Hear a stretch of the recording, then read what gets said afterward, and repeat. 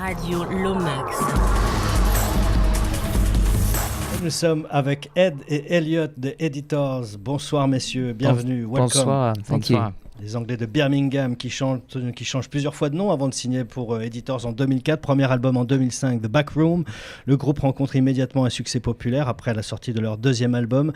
Ils assurent notamment la première partie de R.E.M., un de leurs groupes fétiches.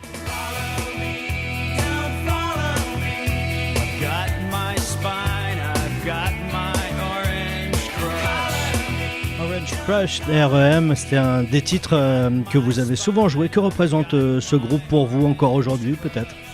What does R.E.M. represent to you guys today?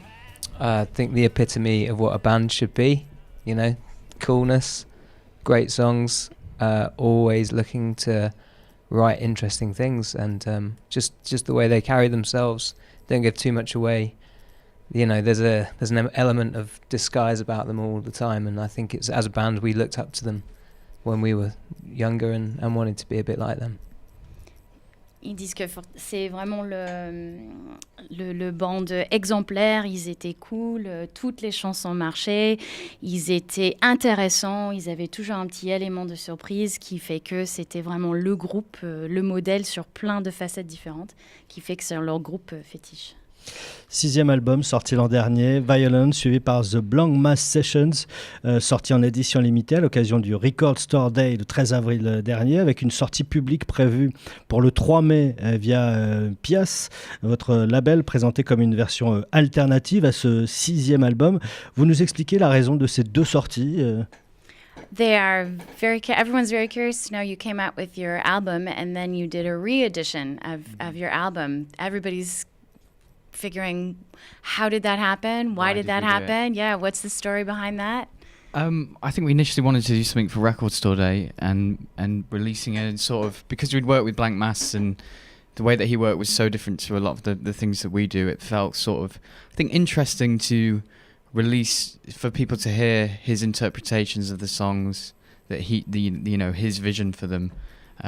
Which, yeah, I think we were kind of into. And Record Store Day for me is about that kind of special release and allowing fans a sort of insight into your world as such and the way you work.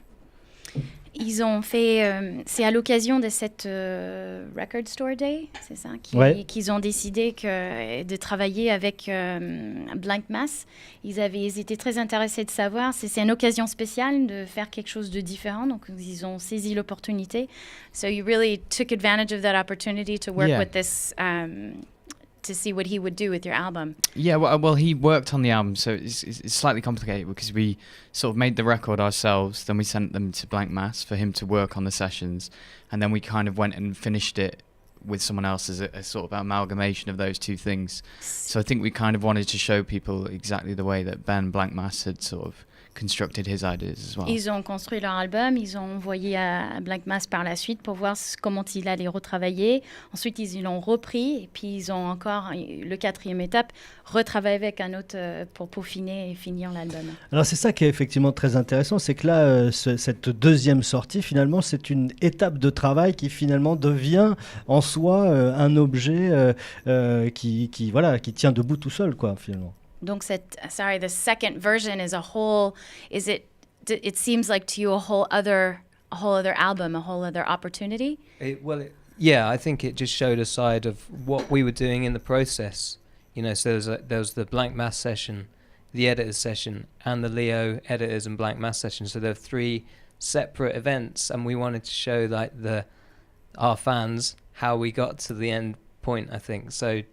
And also, the song that nobody had heard before, Barricades, that nearly went on the record, and it didn't feel right because it was so like the Blank Mass session. So we decided it needed its own little place to sit, and surrounding it with other songs from him kind of made perfect sense. C'était vraiment ces trois étapes qui montrent une progression, qui sont chacun différents, mais on voit l'évolution, on voit le lien entre chacun. Il parlait spécifiquement du chanson Barricades, qui est un inédit, sur ce deuxième sortie. Qui était, you said, similar to the Blank Mass. So I think that song was supposed to be on the record, and it was on the record. Il était censé être sur l'album. Until the last minute, and we thought it doesn't quite sit with the other songs. Puis la dernière minute, ça colle pas trop avec l'ensemble des autres chansons. So to give it its own special place, we sort of created a record of Blank Mass things with it. Ah, donc ils ont créé vraiment, ils ont créé l'espace pour où mettre cette chanson Barricades qui ressemblait au travail de Blank Mass. Et donc, on parle de cette étape que vous avez eue, notamment avec Blank Mass qui est un des membres de Fuck Button.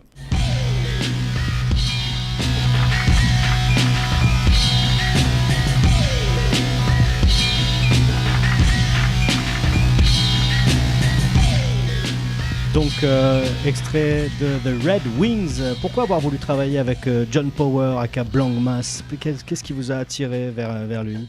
What was it that brought you to Blank Mass? I mean, originally Fuck Buttons, they've got, when we sort of first came out as a band, as an electronic group, they were kind of in our world. You know, there's that crossover. Il y avait cet amalgame des mondes, des styles avec Fuck Button qui fait que il y avait un regroupement et un recroisement. And then just when we were recording the record, we were listening to, is it Worldies? Worldies, which is the Blank Mass record.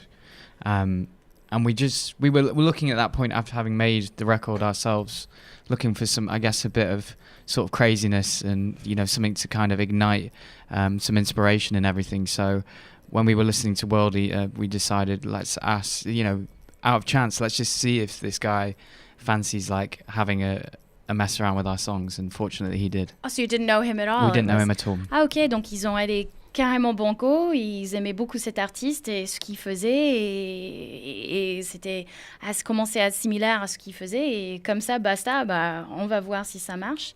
And it did. Yeah, and he said yes. Et puis finalement, il a dit oui, le grande surprise, big surprise. Yeah, it was exciting. It was exciting when he said yes. C'était un moment extrêmement palpitant de cette nouveau échange qui allait se prendre place, ouais.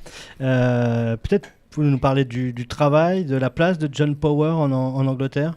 Could you tell us about in England, his presence in England?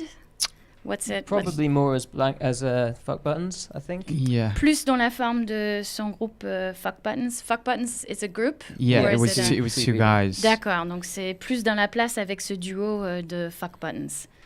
Et vous avez toujours navigué d'ailleurs entre pop, rock et musique électronique. Ces deux sorties, finalement, elles sont assez symboliques de ce que vous êtes et de cette schizophrénie musicale du groupe, un peu, non?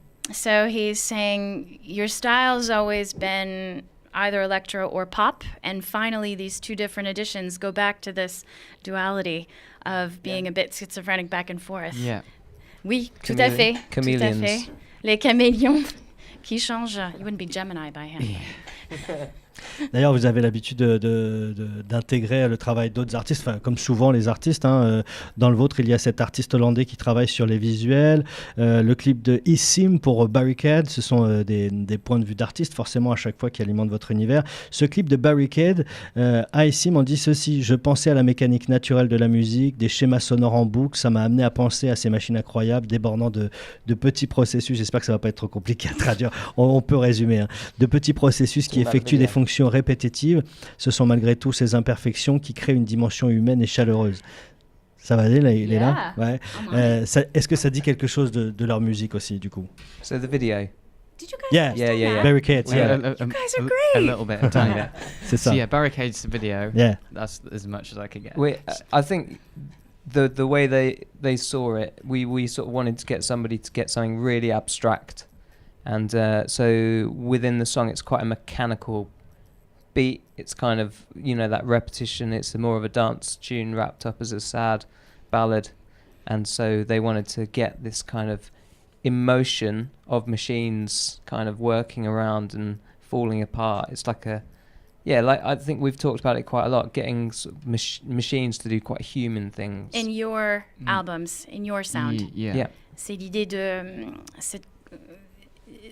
faire en sorte que les machines, ils peuvent faire des bruits humains, de organique, maybe organic, human. Yeah, exactly. And Ouais. some frailty, some La fragilité humaine aussi, mentalness. peut-être l'imperfection. Imperfections is where you don't get from machines. So when they break down, you see this. more of a human nature and the chaos that sort of ensues from it.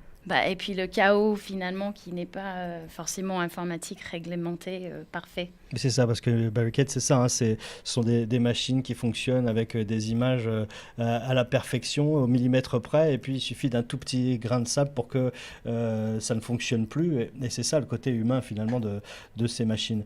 Et sur scène finalement, comment cette double interprétation de vos morceaux va-t-elle s'exprimer ? Est-ce qu'elle s'exprime d'ailleurs ? And when you're on stage, how is this double expression going to show itself? We kind of continue to work at that. I mean, Il continue à travailler dessus. Yeah, I mean, when we invited Elliot and Justin to join the band, we felt like rather than just being a straightforward 4-piece rock band, we could change and we could move in the direction our albums take us over the course of our career, and we could utilize the extra people, utilize more technology, and kind of make it more of a club environment than a rock show. Ils ont, avec l'ajout des nouveaux membres, qu'ils allaient prendre des évolutions, des changements, toujours suivre, mais plus dans un style. When you say in a club, like I like it more of an electronic club kind of that. Ambiance plus exactly. Club, électronique. Less extroverted. Mates, you get elements of punch your hand in the air, lose yourself in a rock moment, but more kind of inclusive with your mates, dancing kind of in that like less punk, aggressive. Donc exactly. Moins de revendications et plus dans l'environnement douillet où on est ensemble, on est enveloppé par la musique électro qui peuvent justement nous caresser et if you réunir. can intertwine the two, that's what we're aiming for. Donc ils cherchent à vraiment réunir ces deux mondes. Et bien justement, dernière question concernant vos futures compositions. Du coup, cette aventure, elle va vous emmener dans une direction particulière, a priori, pour la suite ? Yeah, so these future direction, everybody's curious. Where do you see it? We'll see. Where do you see all this going now? I don't know. We're just doing what we do, I guess, and that's the kind of way we view it. And we just try and make something that's exciting and that excites us as a five people, and hope that people like it. And so far, it seems to be going okay. So we're just going to keep treading our own path, I guess. Ils savent pas trop, mais ils vont continuer à travailler comme ça. Et forcément, ils travaillent dans le plaisir, ce qui leur plaît. Et ils vont continuer à travailler dans cette direction-là. On va creuser le sillon. Merci Ed et Elliot, The Editor, donc sur la scène du 106 dans quelques instants. Merci beaucoup.